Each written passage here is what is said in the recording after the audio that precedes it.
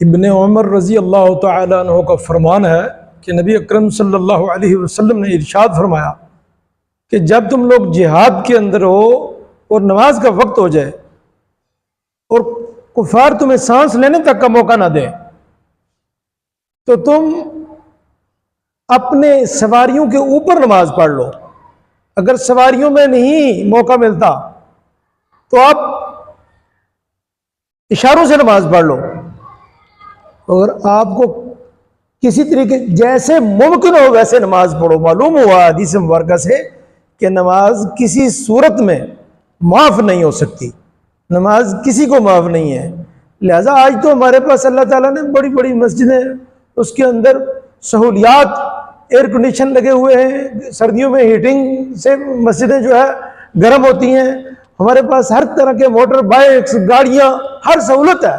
تو ہمیں نماز کے لیے ہر صورت میں جانا چاہیے اور ہر صورت میں نماز کو اپنے وقت میں ادا کرنا چاہیے کہ نماز کسی بشر کو کسی صورت میں معاف نہیں ہے۔